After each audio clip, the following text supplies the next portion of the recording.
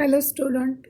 Last lecture मैंने आप लोगों को what is the financial accounting and branches of accounting explain किए थे। Okay, now today I will explain you objectives of accounting and golden rules of accounting. क्योंकि ये basic concept जो है वो आपके फिर से मैं एक बार रिपीट करके ले रही हूँ, क्योंकि 12th स्टैंडर्ड में आपको रूल्स हो गए थे। फिर भी एक बार मैं एक्सप्लेन करती हूँ ताकि ये कंसेप्ट क्लियर होने के बाद आपको अकाउंटिंग इजी जाएगा। ओके, तो फर्स्ट ऑब्जेक्टिव्स एक्सप्लेन करूँगी।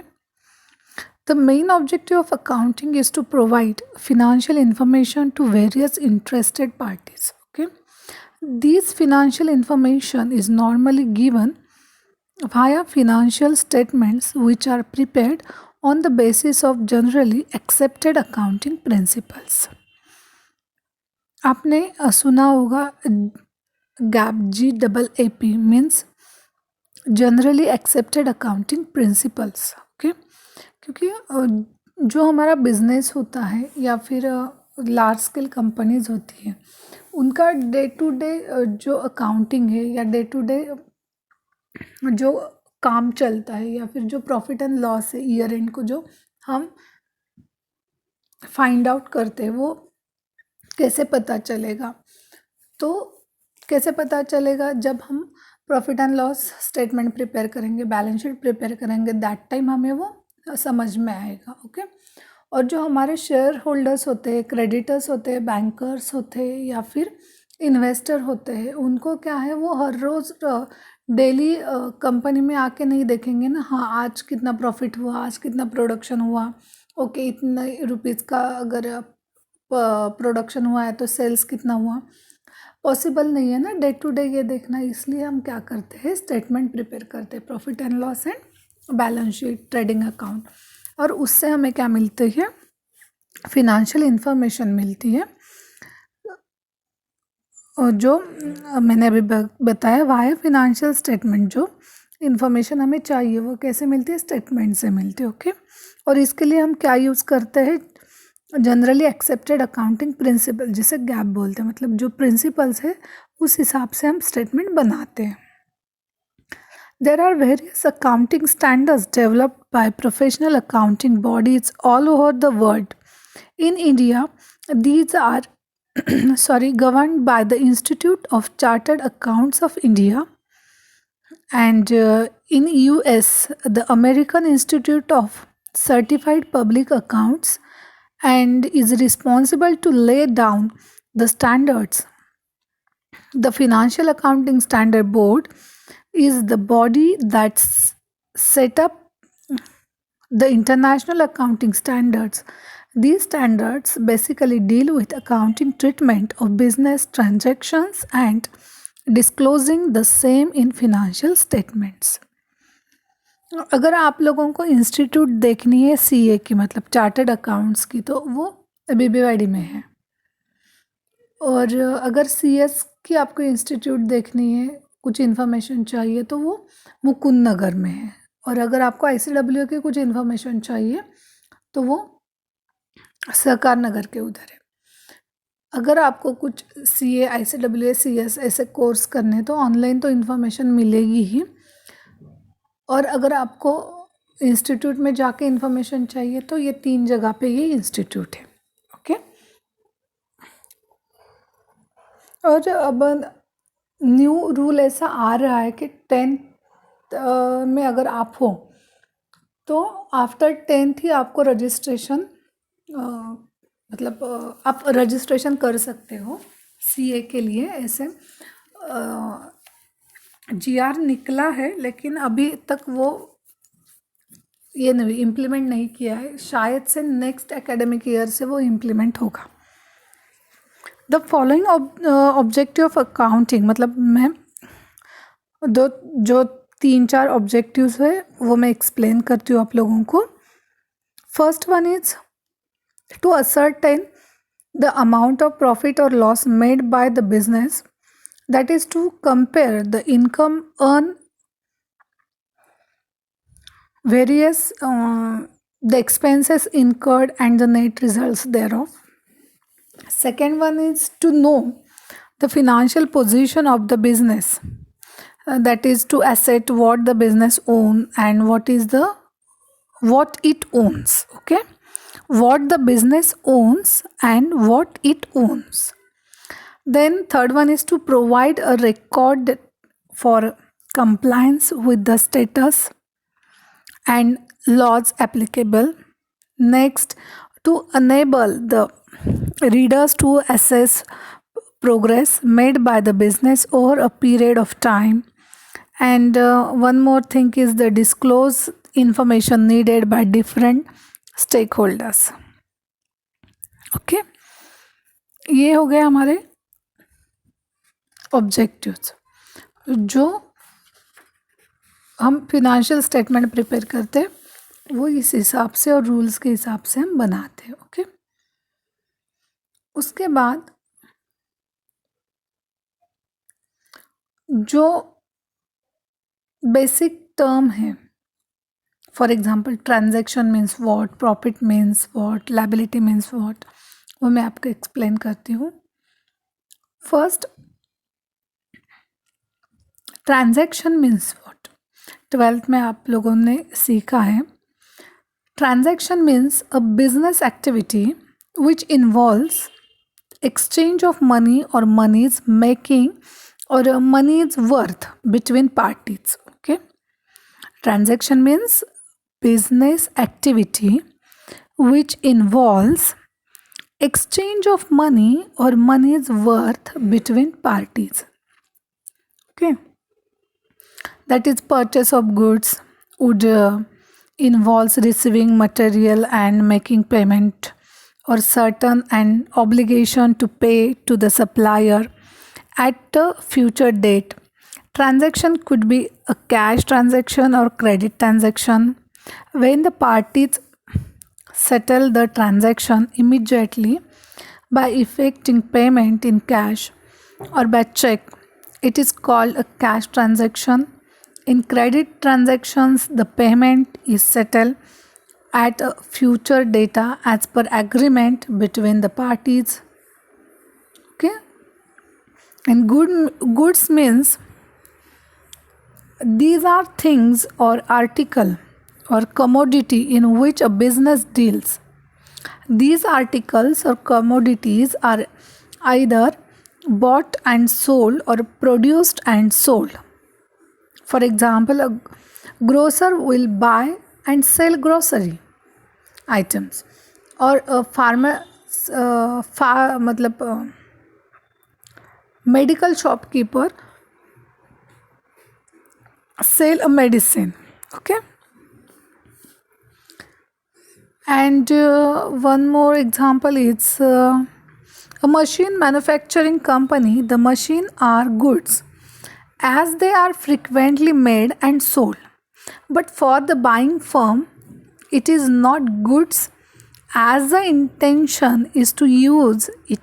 It is it as a resource and not sell it.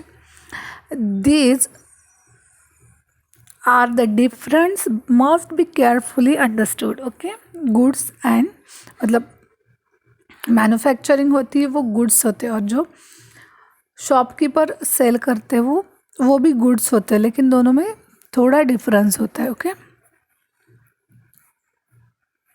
then profit means excess of income over the expenditure. Profit means excess of income over the expenditure. Okay, and loss means the excess of expenditure over the income. Then assets means is a resource owned by the business with the purpose of using for generating future profits. It could be tangible resources like land, building, factory, machinery and equipment. Then computer and vehicles. It could be intangible assets like brand value, copyright, patent, trademark and goodwill. These assets are held for relatively longer period and are called fixed assets. The intention of holding such assets is not to sell them, but to make best possible use to earn profits during the working life of the asset. While there are other assets held by the business for relatively shorter period, which are called as a current asset, that is stock of goods, is held with the purpose of selling, and cash is held for making payments for services or goods.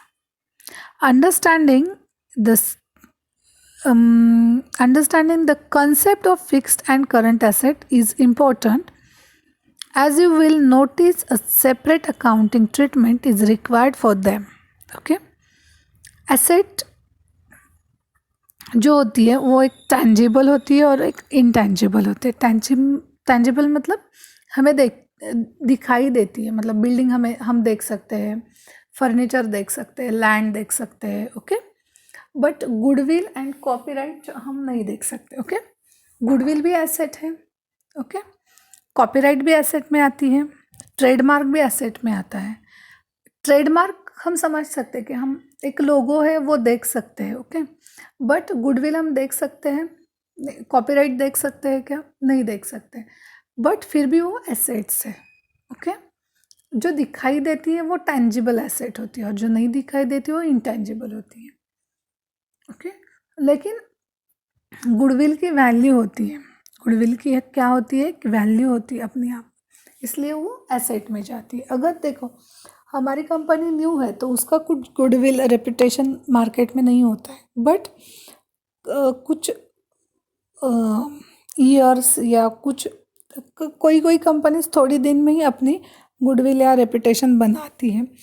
Depends on हमारा जो product है, हम जो production करते हैं या फिर हम कुछ सर्विस देते हैं, वो इसके ऊपर क्या होता है, हमारा गुडविल क्रिएट होता है मार्केट में.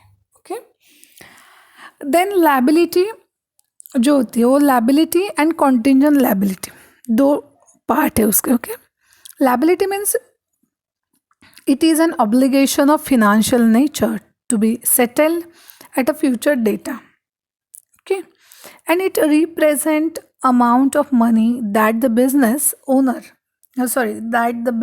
owns to the other parties. For example, when goods are bought on credit, the firm will create an obligation to pay to the supplier the price of goods on an agreed future date.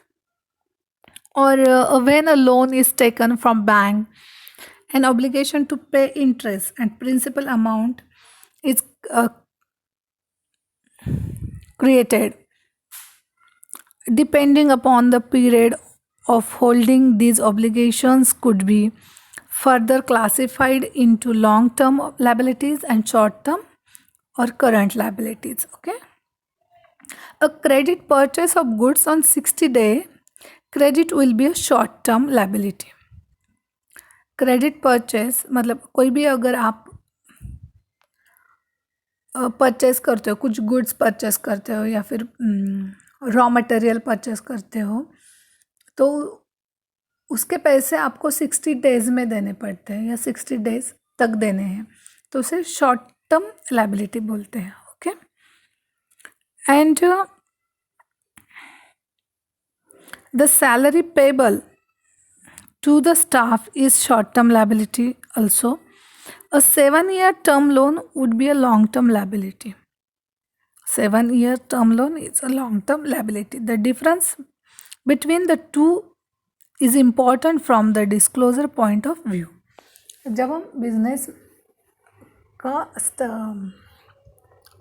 Business में financial statement बनाते हैं, balance sheet बनाते हैं, profit and loss बनाते हैं, that time ये very important चीज़ है कि आपके पास शॉर्ट टर्म लायबिलिटीज़ कितनी है और लॉन्ग टर्म लायबिलिटी आपकी कितनी है. ओके, देन और एक पॉइंट है वो है contingent liability. Contingent liability means it represent a potential obligation that could be created depending on the outcome of an event.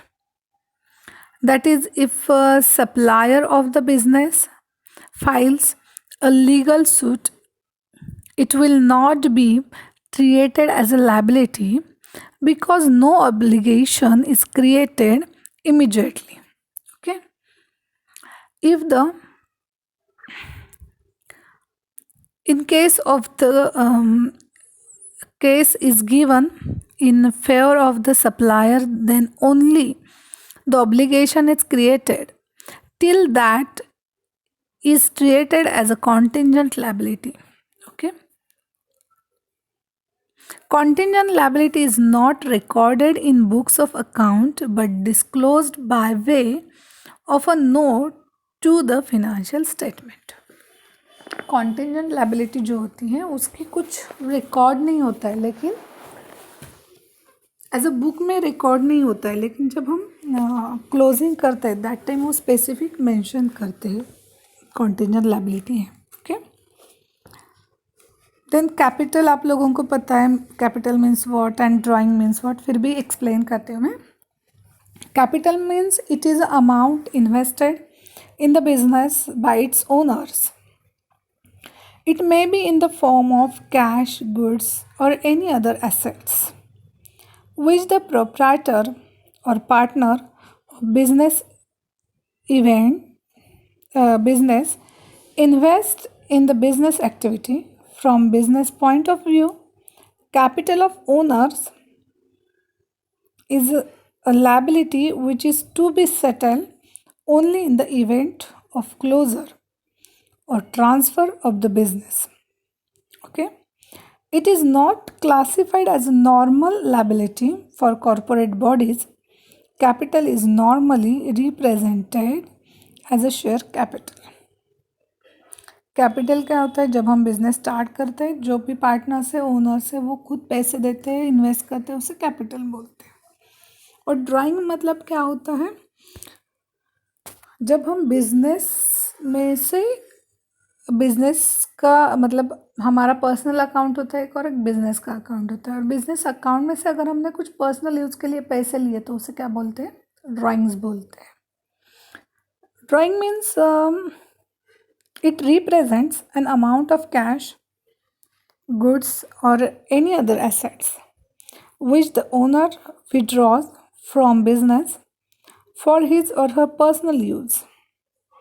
For example, if the life insurance premium of proprietor or partner of business is paid from the business cash, it is called drawings. And drawing will result in reduction in the owner's capital. The concept of drawing is not applicable to the corporate bodies like limited companies. Okay. Then debtors and creditors पता है आप लोगों को, 12th में आपने वो basic सीखा है, फिर भी मैं बताती हूँ. Debtors means a debtor is a person who owns money or money's worth to the business. The money receivable from customers against supply of goods is called trade debtors or trade receivables. The money receivable for transaction other than for sale of goods is called amount receivable. Okay, and creditor means is a person to whom the business owns money or money's worth, that is money payable to supplier of goods or a provider of services. Okay, ये हो गई basic term. अब आप लोगों को trade discount भी है, cash discount पता है, रेवेन्यू मीन्स पता है, revenue expenditure means what, balance sheet आप लोगों को पता है क्या होती है. लेकिन ये सब बेसिक कंसेप्ट भी बहुत इम्पॉर्टेंट होती है अकाउंटिंग की स्टडीज़ में. अब कैश डिस्काउंट मतलब हमें कैश में डिस्काउंट मिलता है. फॉर एग्जांपल अगर हम क्लोथ्स परचेस करने के लिए गए तो हम देखते हैं वहाँ पे बताते हैं 10% डिस्काउंट, 20% डिस्काउंट, तो वो क्या होता है कैश में हम दे देते हैं. लेकिन ट्रेड डिस्काउंट मीन्स क्या? It is the discount usually allowed by the wholesaler to the retailer. मतलब जो रिटेलर होते हैं उनको होलसेलर से मिलता है वो ट्रेड डिस्काउंट होता है, और रिटेलर से जो कस्टमर को मिलता है वो कैश डिस्काउंट होता है। ओके, एंड ये बेसिक कंसेप्ट हो गई है। उसके बाद हमें क्या देखना है? उसके बाद हमें गोल्डन रूल्स देखने हैं। क्या देखने हैं? गोल्डन रूल्स देखने हैं, क्योंकि गोल्डन रूल जो है वो कंपलसरी आप लोगों को लर्न होने चाहिए। ओके, क्योंकि विदाउट रूल्स आप अकाउंटिंग नहीं कर सकते। वो जो रूल्स है वो बहुत इम्पोर्टेंट है, और हर रूल में क्या क्या आता है वो भी बहुत इम्पोर्टेंट है। इसलिए मैं आप लोगों को रूल एक्सप्लेन करूँगी। आई थिंक ये बेसिक कंसेप्ट आप लोगों के क्लियर हो गए हैं। ओके, और एक टर्म मुझे एक्सप्लेन करनी थी, वो क्या थी?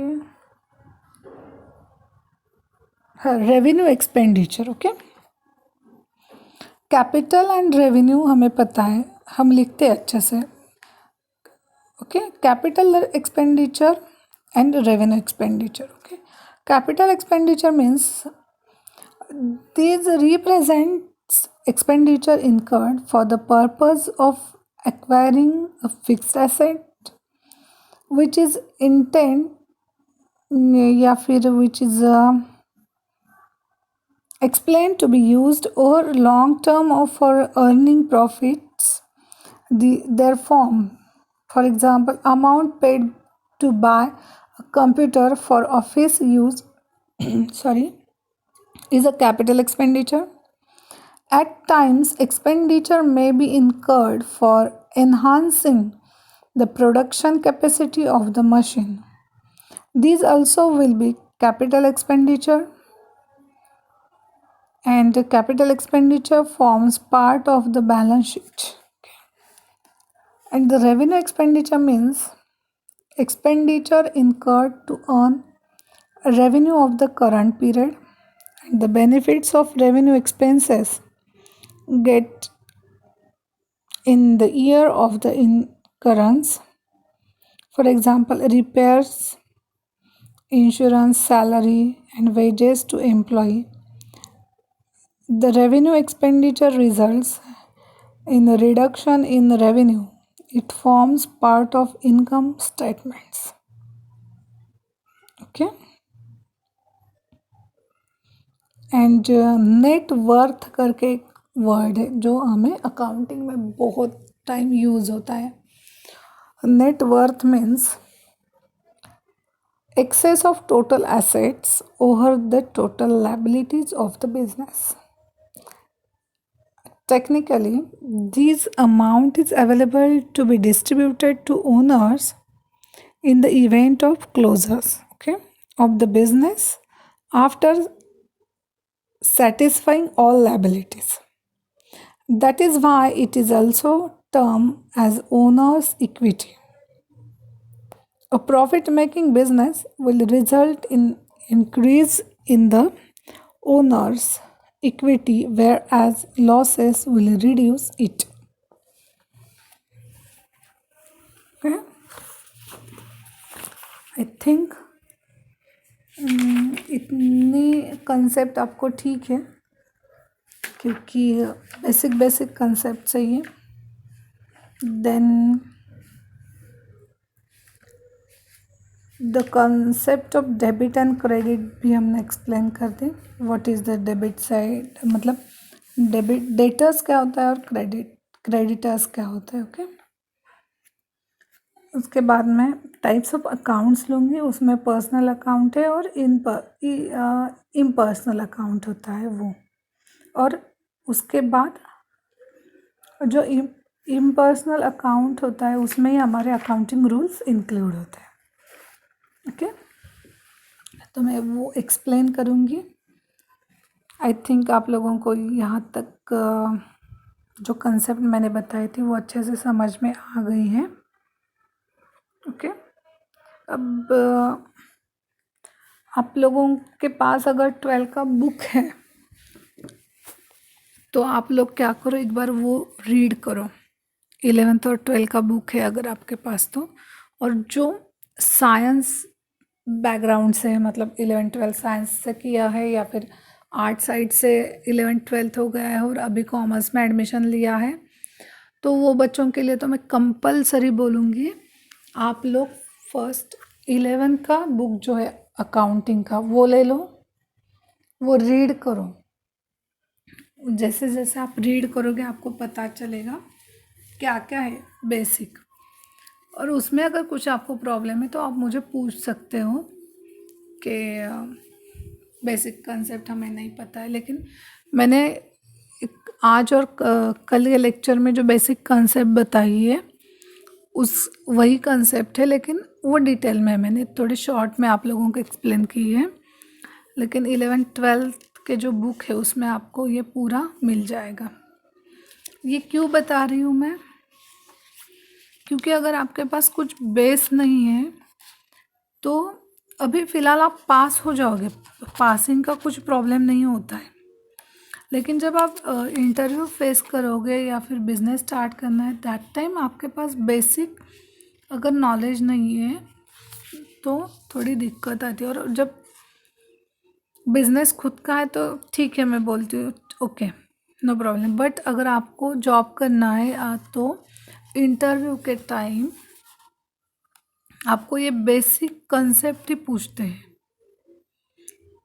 आपको डिस्टिंक्शन मिला है अकाउंट में, ओके, बट आपको बेसिक कंसेप्ट इंटरव्यू में नहीं बताया। अब बीकॉम डिस्टिंक्शन में पास हो गया और इंटरव्यू के टाइम आपको गोल्डन रूल्स पूछे, अगर आपको वो नहीं आते तो क्या फ़ायदा ना, सिलेक्शन ही नहीं होता वहाँ पे। इसलिए जो भी बेसिक कंसेप्ट है मैं तो हमेशा बोलती हूँ वो पहले आप क्या करो, क्लियर करो, ओके। तो नेक्स्ट लेक्चर को मैं बाकी के जो रूल्स है वो एक्सप्लेन करूँगी। तब तक आप लोग क्या करो, ये वीडियो अच्छे से लिसन करो और जो कंसेप्ट है वो क्लियर करके लो। जो कॉमर्स के बच्चे हैं वो भी अभी छुट्टी में सब भूल गए होंगे, तो आप लोग भी एक बार बुक लेके रिवाइज करो जो जो कंसेप्ट है आपके, ओके। शायद से और 1-2 लेक्चर में थ्योरी लूँगी और उसके बाद हम प्रॉब्लम स्टार्ट करेंगे, ओके। क्योंकि प्रॉब्लम स्टार्ट करने के बाद आप लोगों को पता चलेगा बहुत इजी टॉपिक है, ओके। एंड प्रॉब्लम में भी बहुत सारा कुछ बनाना नहीं, सिर्फ स्टेटमेंट्स बनाने हैं। एक trading and profit and loss का स्टेटमेंट होगा, एंड जो मैंने आप लोगों को छोटे छोटे चार्ट दिए हैं, डेटर्स अकाउंट, क्रेडिटर्स अकाउंट, उस टाइप के चार्ट बनाने हैं, बैलेंस शीट बनाने हैं एंड स्टेटमेंट ऑफ अफेयर्स बनाना है। मतलब लायबिलिटी एसेट जो बैलेंस शीट होती है ना, old balance sheet and new balance sheet, उस टाइप हमें बनाना है। तो बहुत इजी है वो भी। लेकिन इससे जब मैं प्रॉब्लम स्टार्ट करूँगी उससे पहले मुझे थ्योरी कंप्लीट करनी है, क्योंकि ये बेसिक कंसेप्ट बहुत इम्पोर्टेंट है, ओके। और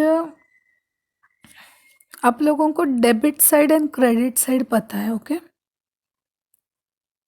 लेकिन डिफरेंस क्या है दोनों साइड में वो मैं आपको बताऊंगी। मतलब what is the difference between debit side and credit side. क्योंकि क्या होता है, बच्चे लिखते हैं डेबिट और क्रेडिट, लेकिन बहुत बार ये नहीं पता होता है क्यों लिखते हैं डेबिट साइड को और क्रेडिट साइड को, ओके। चलो, थैंक यू।